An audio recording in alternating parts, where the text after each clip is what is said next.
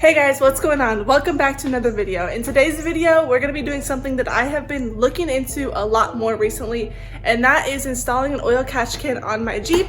A lot of people think that oil catch cans are just strictly for performance cars, but that's not true. They help any car for the most part. And if you don't know what an oil catch can is, I highly suggest you look into it. But basically what it does is it takes any oil that's coming out of your PCV valve that would go back into your intake and cause carbon buildup and all this other stuff that you do not want to happen. It takes that oil and it catches it, so the air that's going back into your intake is clean and not gunked up and nasty. Alright, so my Jeep is specifically a V6, and if you don't know, this is where your PCV valve is. It's right in here. And the way that you know that this is still good, I can show you when I actually take it off, but when you shake it, it makes like a rattling sound. So it connects, it goes underneath of the air box, and it connects all the way back there to the intake. But basically what we're gonna do is this, we're gonna disconnect, and we're gonna run this into the oil catch can, which I'm gonna mount. I'm probably gonna zip tie here somewhere. And then we're gonna run it back out and connect it back to where that hose connects. And this will catch any oil that comes out of here that would normally go into your intake, but instead it's gonna catch in the catch can. Here I have my oil catch can that I'm gonna be installing on the Jeep. I got this one on Amazon for like $25, I wanna say. You can buy them. You can buy way more expensive ones, but to start out, I wanted to try one that's not so expensive, and maybe in the future, if I see a need, I can upgrade it. But I've heard that these less expensive ones that work just as well. So I can leave a link for this in the description for you guys down below. We have our oil catch can. It came with some fittings and stuff that you'll need to install it. And it also came with a little breather. And then I also ordered some 1/2-inch hose on Amazon. And I also went to Home Depot and picked up a couple of elbows to make the routing of the hose a little bit easier. These, I don't think you necessarily like have to have for a Jeep, but it'll make the routing of the hose a little bit smoother if you do have them. The first thing I'm gonna do to get started is I'm gonna remove this portion of the air box. I'm gonna leave that for now. I don't think we really need to remove it. We're not gonna be doing anything underneath of it. It's all over here. So to remove this, I'm just gonna use a flathead to undo this, and then it'll come off and we can remove this box portion.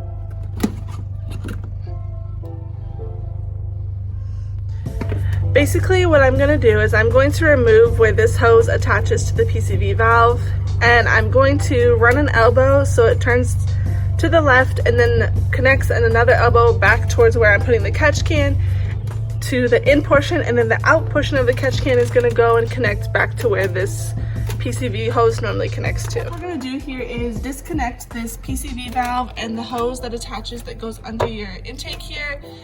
So to disconnect the PCV, you just kind of have to twist it down. Actually, it's probably gonna be easier to take the hose off first. The hose? Oh, from right here? Yeah. Yeah, why not? Go ahead and take it off. All right, so we're gonna take this hose off first, and it'll probably give us a little bit more wiggle room to twist the PCV valve. There we go. And I broke it. Dang it. Guys. I don't know if you can see that, but the PCV valve is stuck inside the hose. Guys, so she broke it. I guess I have to order a new one now. We literally just came back from Home Depot. Now we gotta go to freaking O'Reilly's or something like that. Or maybe I should have done it. I'm joking. Now how do I get this? Now it's pretty hard to get it off.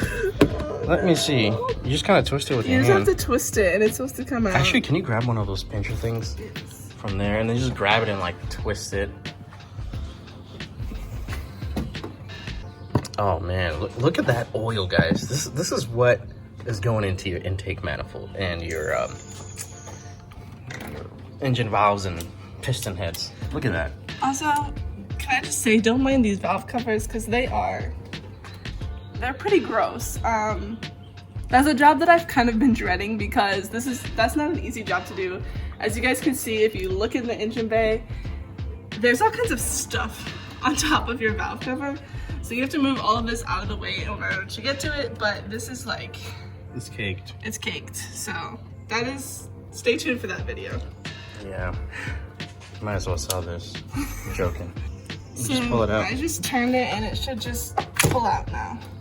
And I know I told you I was going to show you what it sounds like if it's still good. Obviously, I just broke it right there, so I have to go buy a new one. But you should be able to hear that rattling. That means that it's still good. If it didn't rattle, then your PCV valve would need to be replaced. So in this case, mine was still good, but now I have to replace it anyway. Or use a zip tie, I'm joking. O'Reilly to the rescue. They had one in stock and it's only like $7. So I went ahead and picked up a new PCV valve since I broke my old one. So let's go ahead and open this and make sure that it's the same. Here's the new PCV. And here's the one that we broke. As you remember, if you remember, I said if it shakes, it's still good. You guys can hear that rattling. The new one rattles even louder, which means there's no buildup of oil or anything inside of it. I went ahead and connected our new PCV valve to our 1/2-inch hose here, and I haven't cut anything yet, but I'm gonna reconnect this on here so I can see how long I need it before I cut everything. So the PCV valve has this little fitting and it goes in this side and then you just have to twist it. I definitely recommend putting the PCV valve in before you connect the hose. That made it a little bit difficult to get that back in there. But now that we have it in there, we can kind of measure out how much we need and where we need to cut. So basically the first step I want to put an elbow here and a second elbow here. So we just need to cut some hose to attach those and then it'll run back to the catch can in this area.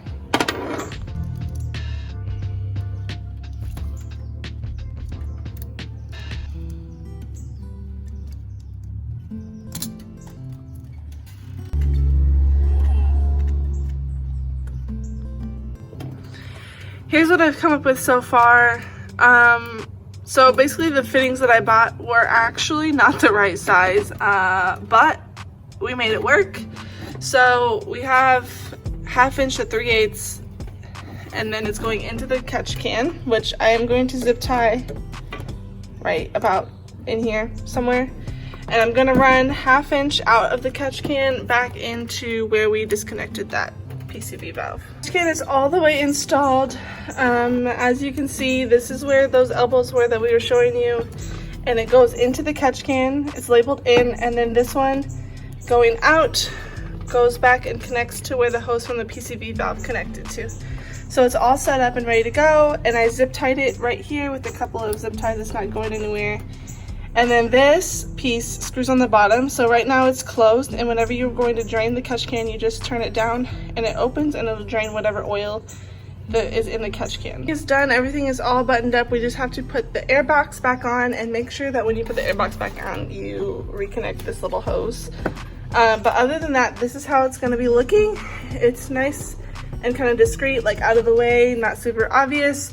And then it's super easy when you go to drain it. You just have to put a like a water bottle or something underneath of it and flip that valve open. And I will make sure to keep you guys updated on how much oil this thing actually catches. So the first time I empty it, I'll make sure to show you guys. So stay tuned for that, because I want to see how much actually comes out of this. Just by looking at the tubing and the hoses we pulled off, it looks like it's going to be a decent amount. So I'm excited that I'm taking steps to make my engine healthier. But yeah, stay tuned to see how much the oil can actually catches, and make sure you let me know in the comments if there's anything else you want to see on my Jeep.